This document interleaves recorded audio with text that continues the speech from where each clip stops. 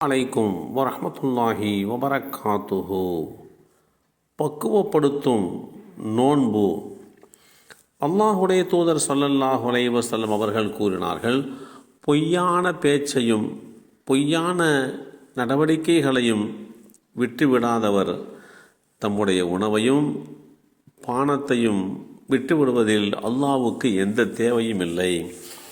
இந்த செய்தி அபூ ஹுரைரா ரலியல்லாஹு அன்ஹு அவர்கள் மூலமாக அறிவிக்கப்பட்டு ஸஹீஹுல் புகாரியிலே 1903 என்ற எண்ணிலே பதிவு செய்யப்பட்டிருக்கிறது. நோன்பு வைத்திருக்கக்கூடியவர் உண்மைதான் பேச வேண்டும். அவர் பொய் பேசுவது அவருடைய நோன்பினுடைய மகத்துவத்திற்கு இடையூறாக அமைந்துவிடும்.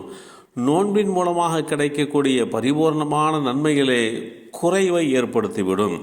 எனவே நோன்பாளியாக இருக்கின்றவர் பொய் பேசவும் கூடாது, பொய்யான நடவடிக்கைகளையும் இவர் செய்யக்கூடாது என்பதைத்தான் அல்லாஹுடைய தூதர் ஸல்லல்லாஹு அலைஹி வஸல்லம் அவர்கள் நமக்கு தெளிவுபடுத்தியிருக்கிறார்கள்.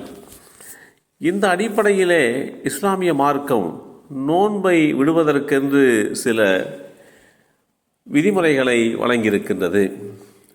பயணத்தில் இருக்கக்கூடியவர், பயணம் புறப்பட்டு செல்கின்ற ஒருவர் பயணத்தின் போது சஹருக்குண்டான உணவு இயலாது என்கின்ற சூழ்நிலையில் உள்ளவர், உணவை பெற்றுக்கொள்ளாதவர், இவர் பயணத்தை மேற்கொள்கின்ற அந்த நாட்களில் மாத்திரம் நோன்பை விட்டுவிட்டு ரமலான் முடிந்ததற்கு பின்பாக எத்தனை நோன்பு பயணத்திலே விடுபட்டு போனதோ அந்த நோன்புகளையெல்லாம் அவர் திரும்ப எடுத்து நோக்க வேண்டும், எண்ணி நோக்க வேண்டும் என்று இஸ்லாம் வலியுறுத்துகிறது.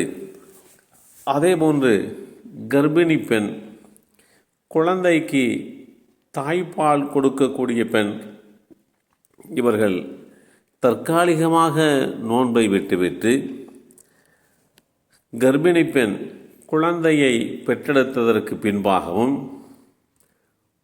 தாய்ப்பால் கொடுப்பவள் அந்த தாய்ப்பால் கொடுக்கக்கூடிய காலம் முடிந்ததற்கு பின்பாக எத்தனை நோன்புகள் விடுபட்டு போனதோ அந்த நோன்புகளை எண்ணி எடுத்து அவர்கள் நோற்க வேண்டும், அந்த நோன்புகளை பிடிக்க வேண்டும் என்று அல்லாஹுடைய தூதர் ஸல்லல்லாஹு அலைஹி வஸல்லம் அவர்கள் நமக்கு வழிகாட்டி தந்திருக்கிறார்கள். குழந்தைக்கு தாய்ப்பால் அவசியம் என்பதனால் அந்த நேரத்தில் நோன்பை விடுவதற்கு இஸ்லாம் அனுமதி வழங்குகிறது. கர்ப்பிணியாக இருக்கின்றவர்கள் பல நோவினைகளுக்கு ஆட்படுவதனால், ஒரு அசௌகரியமான சூழலை பெற்றுக்கொள்வதனால் அவர்களுக்கும் இப்படிப்பட்ட சலுகைகள் வழங்கப்பட்டிருக்கிறது. நோன்பு வைத்திருக்கக்கூடிய ஒருவர் சிகிச்சை அடிப்படையிலே ஊசி போடுவதனால் அவருடைய நோன்புக்கு எந்த விதமான பாதிப்பும் வராது. நோன்பாளி தலைக்கு எண்ணெய் தேய்ப்பதாலோ நகம் வெட்டுவதாலோ அவருடைய நோன்பு முறிவு ஏற்படாது.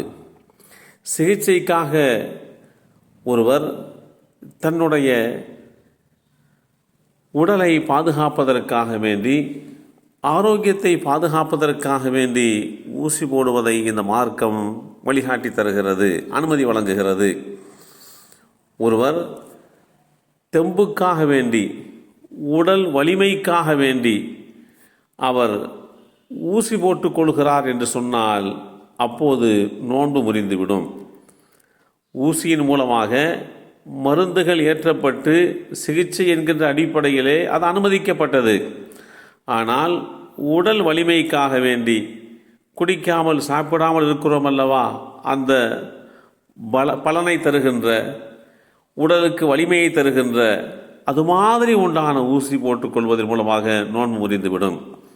ஒருவருக்கு நோன்பு வைத்திருக்கிற சூழ்நிலையிலே இரத்தம் வருகிறது என்று சொன்னால் அதன் மூலமாக நோன்பு முறியாது.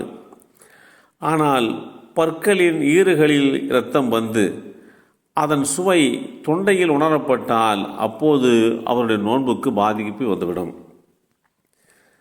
புகையை நோன்பாளி வேண்டுமென்றே வாயிலே நுழைய வைக்கிறார் என்று சொன்னால் அப்போதும் அவருடைய நோன்பு முறிந்துவிடும். அவருடைய விருப்பமின்றி நுழைந்தால் நோன்பு முறியாது. பல் துலக்குவதன் மூலமாக நோன்பு முறியாது என்பது நாம் எல்லாம் அறிந்த விஷயம். ஆனால் இமாம் ஷாஃபி ரஹ்மத்துல்லாஹி அலைஹி அவர்கள் பல் துலக்குவதன் மூலமாக அது ஒரு மக்ரூஹ் என்கின்ற குற்றத்தை ஏற்படுத்திவிடும். நோன்பாளி முடிவெட்டி கொள்ளலாம், அதன் மூலமாக நோன்புக்கு பாதிப்பு ஏற்படாது. இப்படி நோன்பு என்றால் எப்படி கடைபிடிக்கப்பட வேண்டும், அதற்குண்டான யதார்த்த நிலைப்பாடுகள் என்ன என்பதை இஸ்லாம் தெளிவுபடுத்தி காட்டுகிறது. எல்லாம் வல்ல அல்லாஹு தஆலா புனிதமான ரமலான் மாதத்திலே முழுமையான முறையிலே நோன்பு நோக்கக்கூடிய வாய்ப்பை நமக்கும் நம் சந்ததிகளுக்கும் வழங்கி அருள் புரிவானாக. அஸ்ஸலாமு அலைக்கும் வரஹ்மத்துல்லாஹி வபரகாத்துஹு.